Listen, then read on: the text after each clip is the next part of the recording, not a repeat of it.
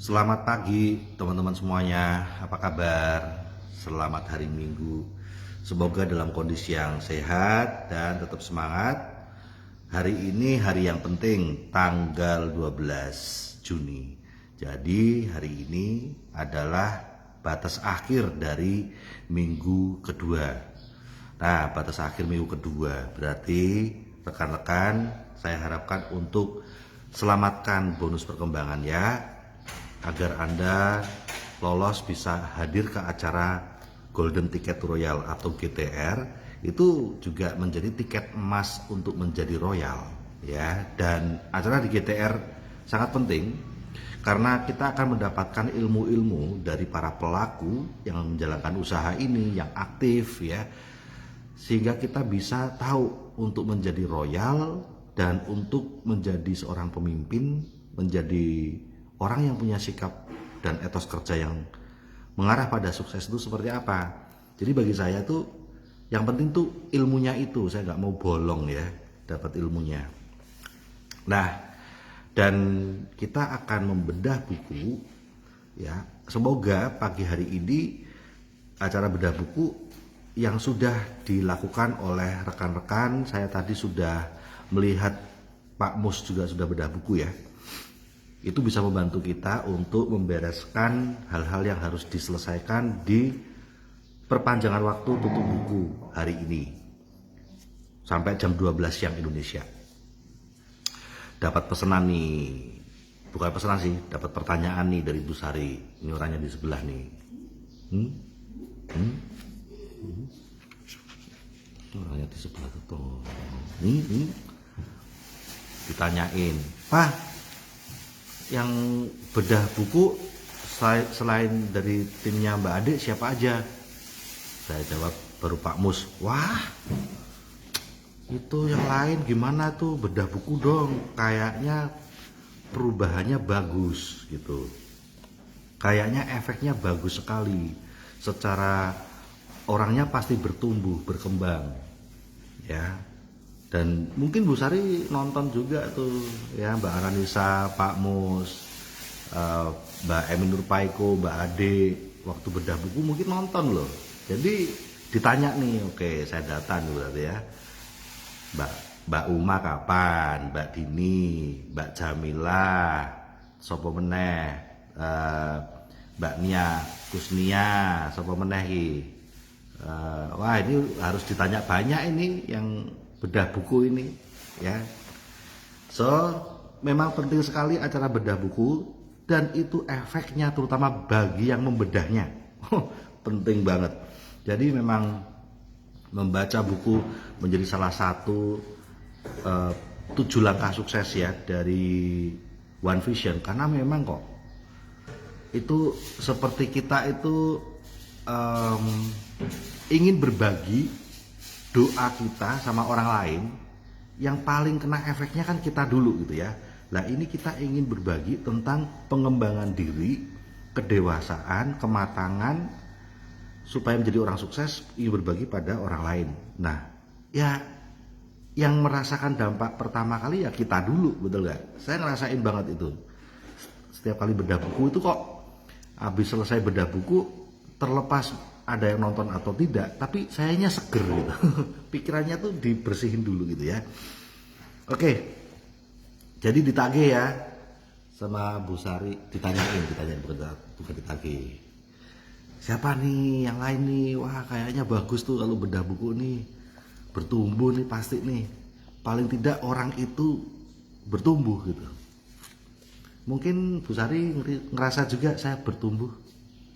Ngerasa mah, aku bertumbuh.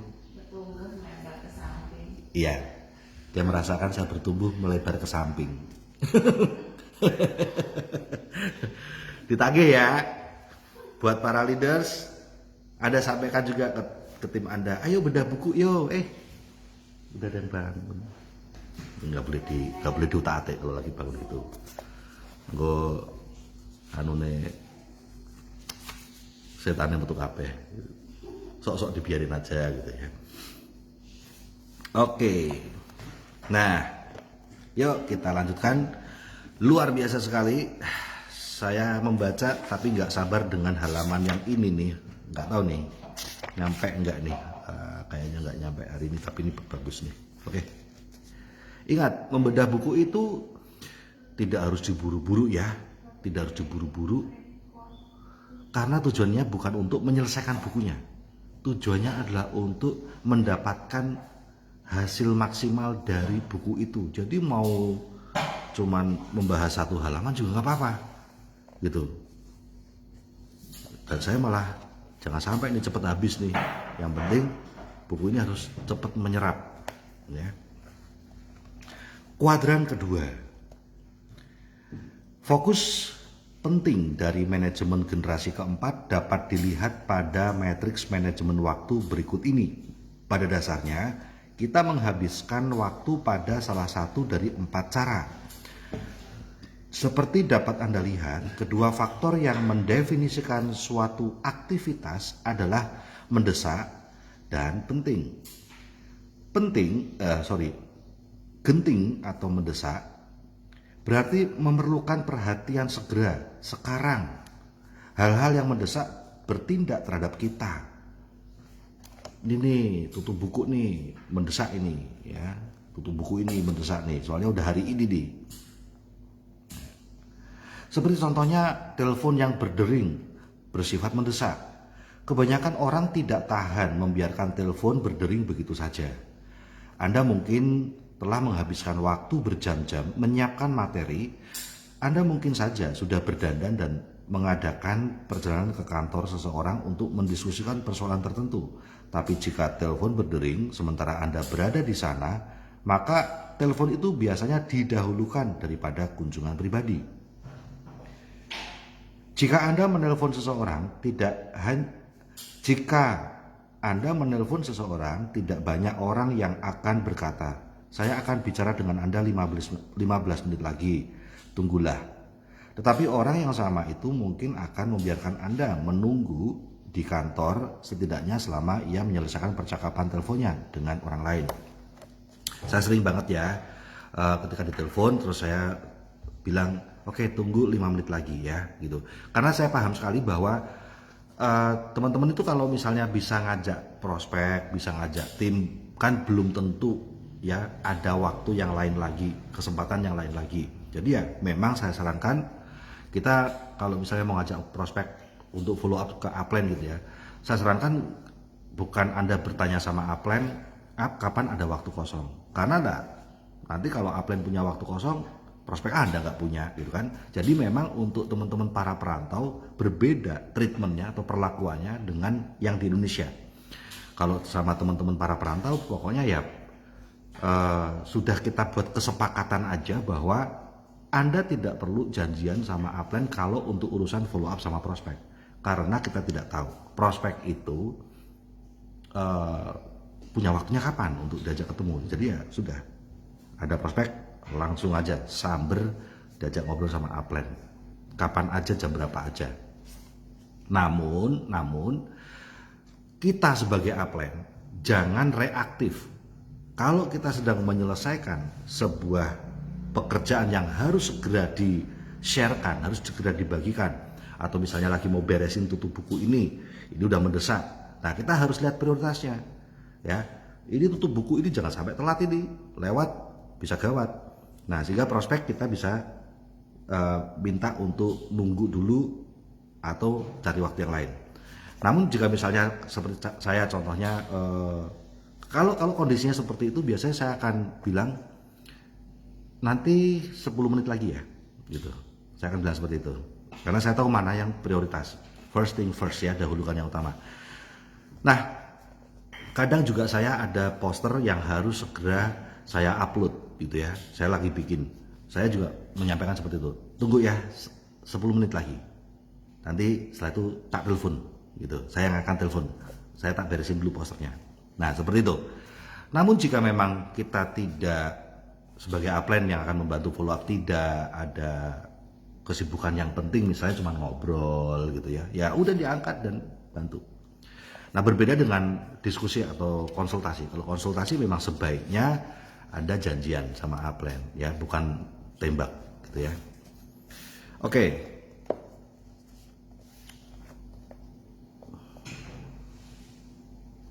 Masalah yang mendesak. Ini sebenarnya kata mendesak itu di sini di buku itu genting.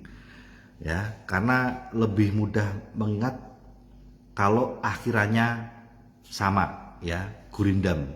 Jadi kalau genting, penting itu kan enak ya. Tetapi masalahnya tidak banyak di sini teman-teman yang ngerti genting itu apa. Dikira gendeng. Nah, jadi saya ganti aja mendesak. Masalah yang mendesak biasanya tampak jelas. Ya, masalah yang mendesak itu tampak jelas. Terlepas penting atau nggak penting, wah namanya mendesak, tampak jelas. Ia seringkali mendesak kita menuntut tindakan langsung.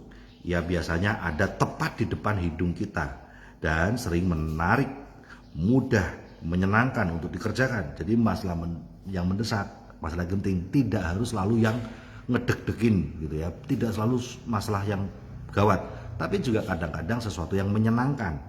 Rujaan yuk, genting dah, mendesak dah. Rujaan yuk kan sekarang kan nggak mungkin. Rujaan akan dilakukan besok pukul 21.00 WIB. Link Zoom-nya nggak mungkin. Rujaan itu pasti saat ini rujaan yuk di depan mata. Jadi tidak harus selalu yang gawat, tapi bisa sesuatu yang menyenangkan dan itu membuyarkan apa yang penting yang sedang akan kita lakukan, membuyarkan. Namun begitu sering masalah mendesak ini sebenarnya nggak penting. Nah, ya semalam saya sudah bikin lagi reviewnya tentang penting dan tidak penting. Jadi ngingetnya bukan penting dan mendesak gitu ya. Saya baru ngeh lagi, oh iya, orang tuh harusnya pengelompokannya bukan penting dan mendesak, tapi penting dan nggak penting. Nah ini dulu, penting dan nggak penting.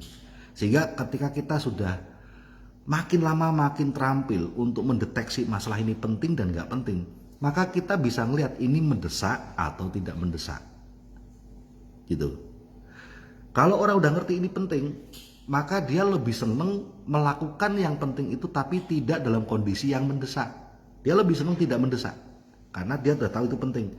Yang menjadi banyak ganjalan sukses, yang menjadi banyak hambatan orang sukses karena orang lebih dulu gagal mendeteksi apa yang penting dan nggak penting. Sehingga ketika dia seharusnya melakukan hal yang penting saat belum mendesak, karena dia gagal mendeteksi itu hal yang penting, dia nganggapnya itu biasa. Sehingga dia biarkan saja hal yang penting itu berlalu tanpa melakukan apa-apa terhadap hal itu. Sampai akhirnya mendesak. Ya, sampai akhirnya mendesak. Ambil contoh. Dalam kehidupan sehari-hari, misalnya kita mau liburan. Lalu kita mau memilih hotel ya di tempat liburan itu sama keluarga misalnya. Itu karena libur sekolah misalnya. Nah, terus kita karena itu masih misalnya sebulan atau 2 bulan lagi, ya kita biarkan saja. Pokoknya udah nentuin kita hotel di situ. Tanpa kita sadari adalah tanpa kita sadari adalah hal penting untuk booking hotel itu dulu. Karena itu adalah musim liburan. Jika kita menunda ya karena belum mendesak kok, masih lama kok ya. Tapi kita nggak booking dulu, lalu kemudian kita sudah deket sama harinya, tinggal seminggu lagi, tinggal 3 hari lagi. Terus baru kita telepon hotelnya, saya mau nginep minggu depan liburan. Ya namanya juga musim liburan. Udah penuh Bu, udah penuh Pak. Fully booking udah selesai. Aduh, nyesel banget ya. Begitu pula dengan tiket pesawat, tiket kereta api. Ananisa, masih ingat kan? Waktu lebaran kemarin. ya nggak segera booking karena masih jauh kan. Pulangnya masih bulan depan gitu kan. Waktu mau mudik gitu kan. Ya akhirnya kehabisan tiket itu bisa terjadi. Itu hal penting. Tapi jangan lakukan itu di saat mendesak, karena kita bisa gagal melakukannya, batal melakukannya. Harusnya hal penting, kalau tahu itu hal penting, lakukanlah saat belum mendesak. Ya, pesen tiket, booking hotel, pesen atau GTR. Ini kita ngomong GTR nih. Nah, jadi GTR itu harusnya diselamatkan di minggu kedua awal. Loh Pak, bukan minggu pertama. Iya, tadi malam saya salah ngomong. Minggu pertama tuh CP dulu, gitu ya, CP dulu. Nah, minggu keduanya itu harusnya di awal untuk GTR, tidak di saat mendesak. Nah, hal-hal semacam ini yang penting itu bukan mendeteksi, bukan jago dulu urusan penting dan mendesak, malah bingung nanti penting dan nggak penting. Nah, itu dulu. Setiap kita melihat hal yang akan kita kerjakan, penting atau nggak penting, penting atau nggak penting. Kalau sudah radarnya jalan di bagian itu, maka kita udah ngerti membayangkan ini, oh penting ini. Kenapa kok penting? Ada urusan sama suksesku. Pokoknya kalau penting berarti ada urusannya sama suksesku. Lakukanlah itu di saat belum mendesak. Jangan lakukan hal yang penting yang ada hubungan sama sukses Anda di saat mendesak. Nanti jantungan mulu, ya sukses, tapi sukses yang jantungan. Gitu. Ya. Oke.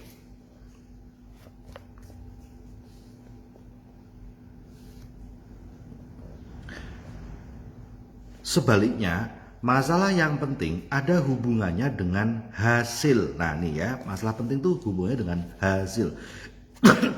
Sorry. Jika sesuatu adalah penting, maka sesuatu itu menunjang misi Anda, nilai Anda, sasaran prioritas tertinggi Anda. Nah, kan?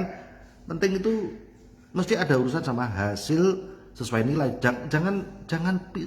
Jangan pisah-pisahkan gitu. Pak, bangun rumah itu penting, Pak. Tapi tidak melihat peran sebagai jadi ibu yang bisa menyayangi anaknya lagi, berkumpul dengan anaknya itu juga penting kan. Nah, itu gagal deteksi juga. Penting, hal-hal yang penting adalah hal-hal yang mengarahkan kita kepada sukses kita.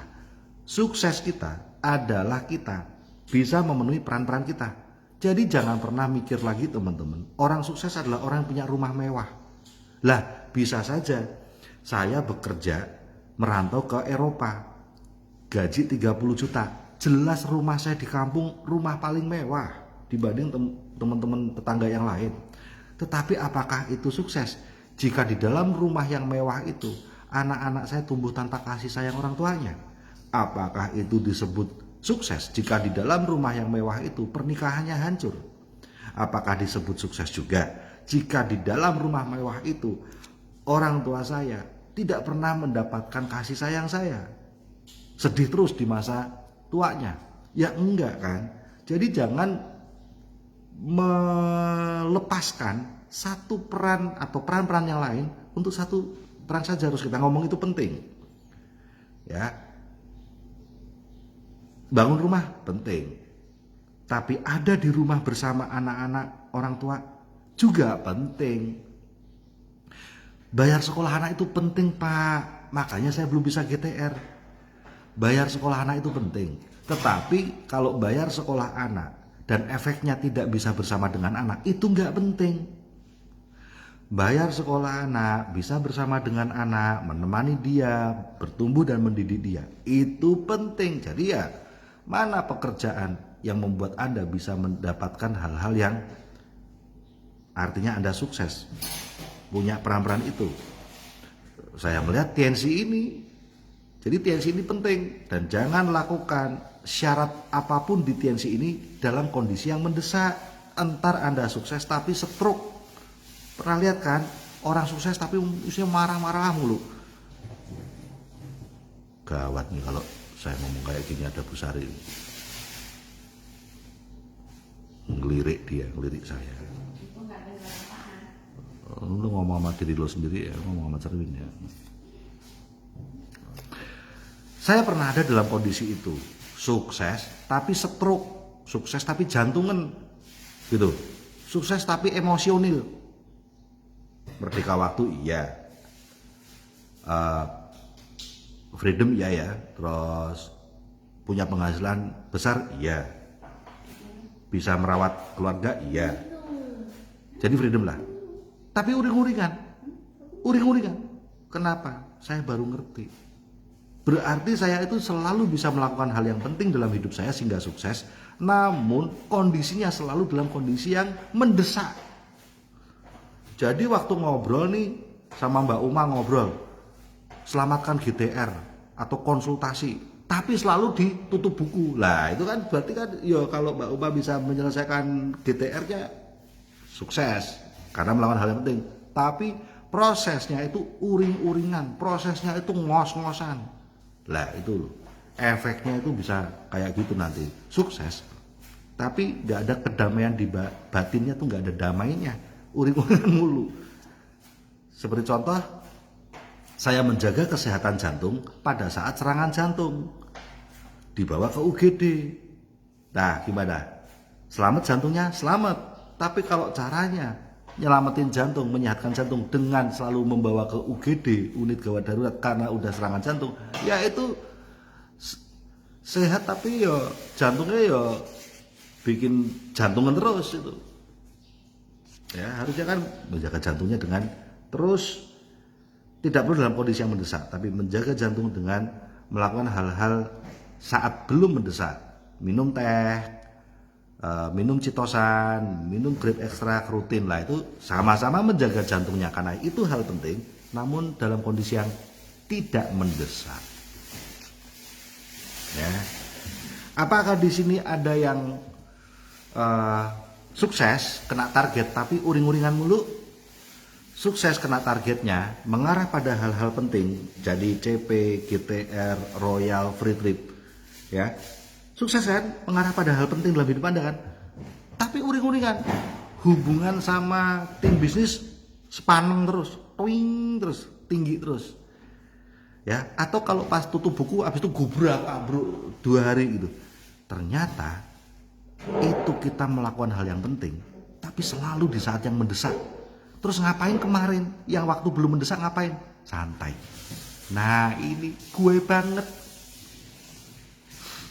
Paling gak enak ngomong sama bojoku. Aku nek ngomong ngapusi deh, ngerti. Atau nek saya ngomong sebenarnya itu ngomongin diri sendiri, tahu juga dia. Gawat. Oke, ini tentang masalah yang mendesak, hati-hati ya. Penting tapi mendesak itu hati-hati. Nah, kita selalu bereaksi terhadap masalah yang mendesak. Masalah yang penting yang tidak masalah penting yang tidak mendesak memerlukan lebih banyak inisiatif. Nah ini kalau kita pengen sukses tuh ya kita harus ada di area yang penting tapi tidak mendesak. Nah itu memerlukan lebih banyak inisiatif, lebih banyak proaktif, memilih respon atas kondisi kita. Ya kita harus bertindak untuk menangkap peluang, untuk membuat segalanya terjadi. Jika kita tidak melatih kebiasaan kedua ini, maka jika kita tidak melatih kebiasaan kedua yaitu memulai dengan akhir dalam pikiran, jika kita tidak mempunyai gagasan yang jelas tentang apa yang penting, tentang hasil yang kita inginkan dalam hidup kita, kita dengan mudah dialihkan untuk berespon terhadap hal-hal yang genting. Wah, bersyukur ya teman-teman kita itu jalankan TNC itu bersyukur banget loh. Sumpah. Karena kita kalau menjalankan TNC, kita berada di area yang penting. Apa-apa aja yang kita lakukan di bisnis TNC itu hal yang penting. Kenapa? Karena apa-apa aja yang kita lakukan di TNC mengarah kepada sukses sejati. Kita bisa menjadi pencari nafkah, menjadi orang tua yang mengasuh anak, merawat anak, bertumbuh dan mendidik anak. Kemudian kita juga bisa menjadi anak yang merawat orang tua kita. Kita juga bisa tetap menjadi pencari nafkah gitu ya. Sehingga komplit banget. Tapi jangan lakukan TNC saat mendesak. Jangan lakukan TNC saat sudah finish kontrak. Jangan lakukan TNC saat dipecat. Jangan lakukan TNC saat sudah sakit. Jangan lakukan TNC selalu pas tutup buku. Jantungan.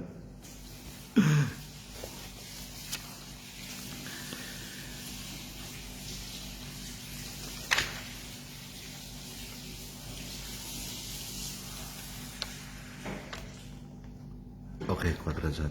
Sekarang kuadran 1, orang adalah orang yang berfokus pada hal yang penting. Nah ini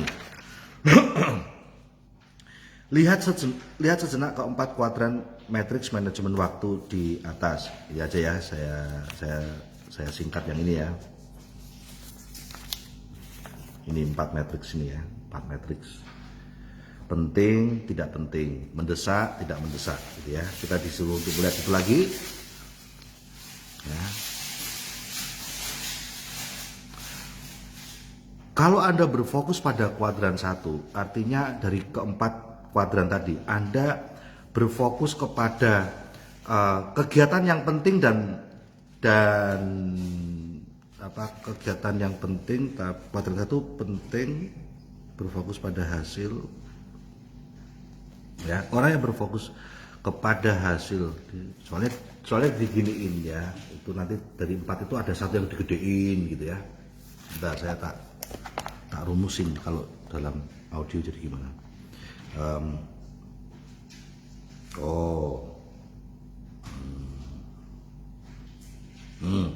Jadi kuadran 1 adalah orang itu melakukan hal yang penting, tetapi kondisinya selalu mepet.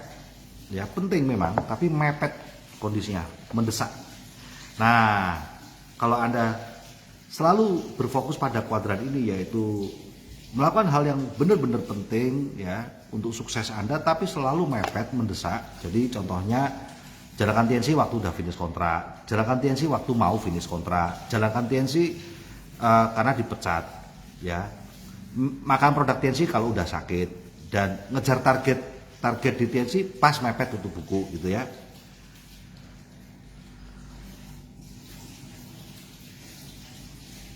Selama Anda berfokus pada kuadran ini, maka kuadran ini menjadi semakin besar sehingga mendominasi diri Anda.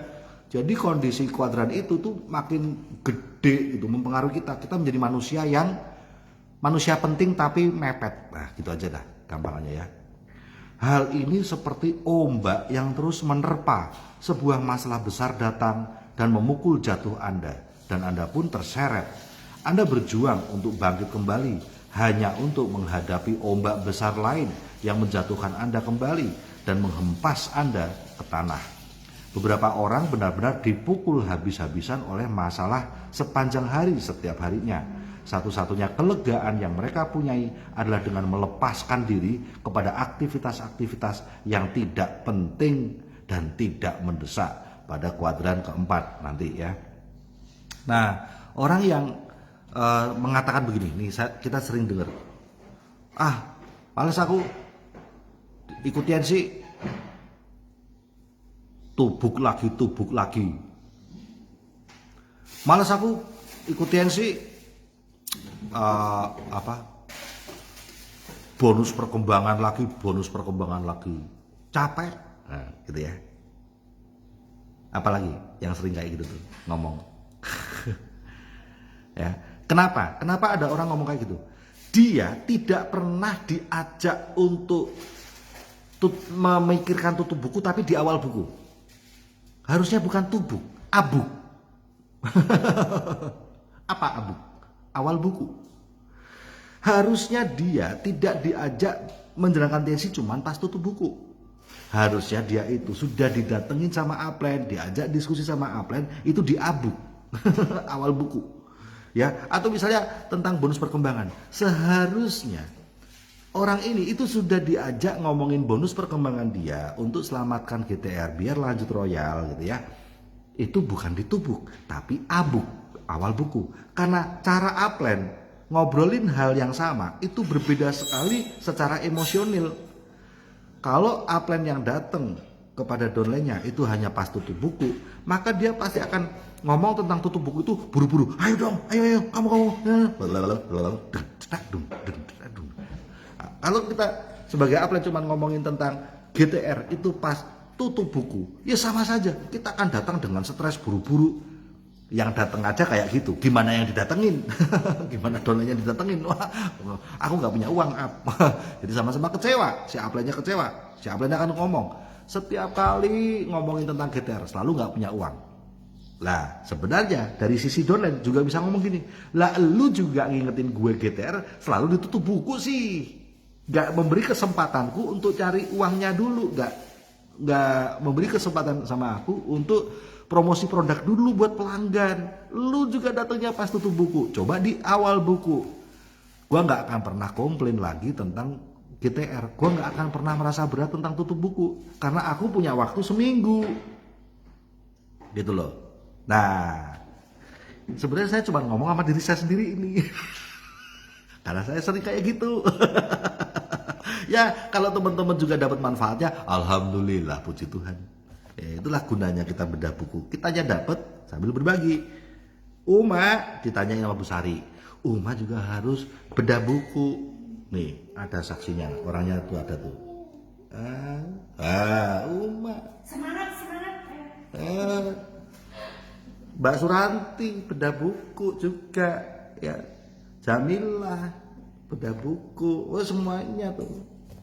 Karena Bu Sari merasakan bagus ya bedah buku itu, efeknya itu yang denger aja bagus lah, apalagi yang mau baca gitu ya. Dan ini juga masuk dalam hal yang penting tapi nggak mendesak, betul nggak? Kita itu bedah buku, baik yang membaca ataupun yang dengerin, sebenarnya kita sedang masuk ke area penting dan tidak mendesak. Ya, buku itu akan muncul lagi dalam diri kita ketika kita menghadapi hal-hal yang ini kok kayak yang dibahas di buku itu. Jadi sudah kayak mempersiapkan diri. Nah, yuk kita masuk. Uma hehehe. Apa hehehe? Takih gue karo Bu Sari. Ya. Oke. Seru loh. Emangnya kalau bedah buku nggak nyambung sama TNC? Malah nyambung banget sama TNC-nya. Malah apa-apa di TNC ini malah nyambung ke buku. Karena TNC adalah hal yang penting, bikin kita sukses di sebuah bidang. Ya. Oke. Wah, ini keren sekali, keren sekali. Keren sekali. Jadi apa yang terjadi ya? Apa yang terjadi? Saya gini aja deh. Saya bahas aja langsung. Jadi kalau orang itu selalu ada di area yang penting tapi udah mepet kayak gitu ya. Upline ngos-ngosan datengin downline, downline ngos-ngosan didatengin upline. Upline merasa kok udah mepet nih downline, kok nggak pernah mikirin GTR, nggak pernah mikirin tutup buku, ya. Sehingga menghadapi downline itu selalu downline yang aku pas nggak bisa, ya karena downline cuma dikasih waktu 1 hari tutup buku gitu ya. Downline juga merasa bisnis ini berat, bisnis ini berat. Kenapa? Lah aku harus tutup buku, padahal dia itu melakukan itu jadi nggak berat loh kalau di awal buku. Ya, itu seperti guru datang ke muridnya, murid, ini pelajari ya. Oh iya Bu Guru. Materi-materi pelajaran ini diapalin. Oh iya Bu Guru. Besok ujian. What? Langsung semaput. Besok ujian gubrak gitu. Sehingga membuat si murid itu sekolah itu susah. Nah, pelariannya itu biasanya kalau tadi menurut buku, pelarian dari orang-orang yang udah bilang kayak gini, kayak murid tadi, sekolah itu susah berarti. Masa materi sebanyak ini aku harus ngapalin dan besoknya udah ujian? Akhirnya pelariannya adalah ke kegiatan-kegiatan yang tidak penting dan tidak mendesak. Jadi daripada stres, udah nggak usah mikirin semuanya. Remuk setelah apa-apa. Wong aku juga kalau ngelakuin itu juga remuk gitu ya. Mendingan aku remuk nggak ngelakuin itu. Akhirnya cuman gitaran lah, ya cuman tiktokan nggak karuan.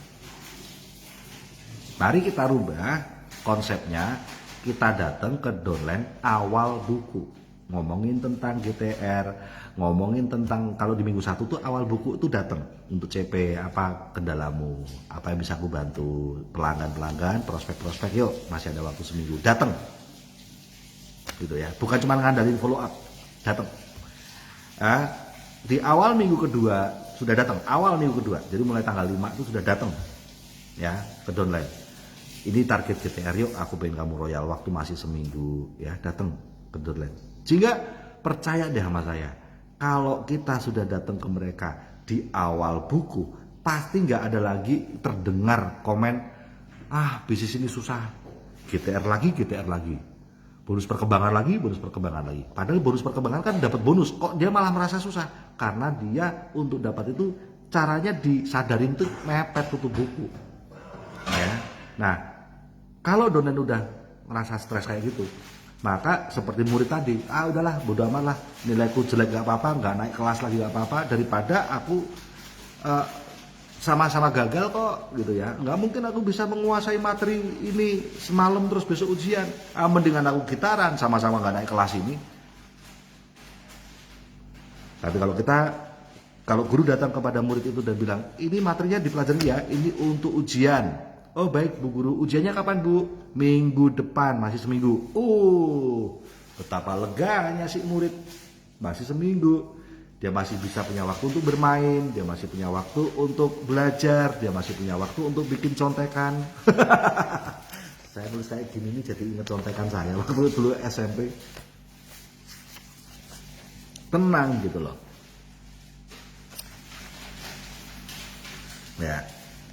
Ya wes, itu dulu aja teman-teman, karena ini berikutnya topik yang keren banget, yaitu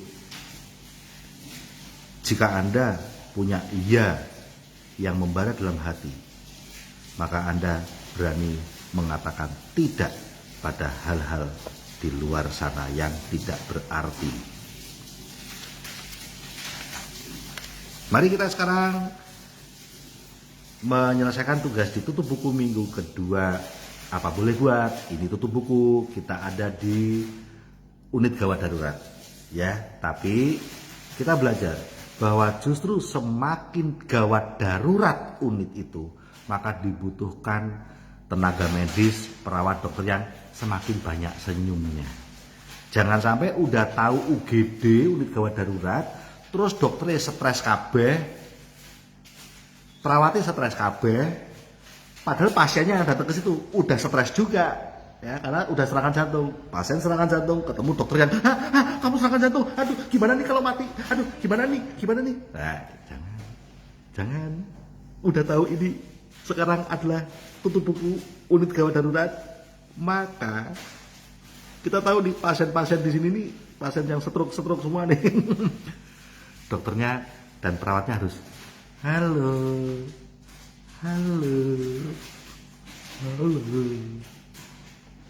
apa kabar? GTR ya, pasti lolos, bisa, yuk, apa yuk? Tapi ini gini, aku tuh, iya, pelan-pelan ya. Apa? Ini, tapi nanti gimana kalau nggak bisa? Bisa. Tak telepon ke Pak Leo jalan utakan gua. Pak Leo 2 hari lagi ya Pak Leo. Diproses sekarang, bayarnya 2 hari lagi ya Pak Leo ya. Bisa, tenang. Apa sih ya nggak bisa? Ya. Nah gitu ya, dibuat santai. Oke, sampai ketemu lagi. Sukses selalu.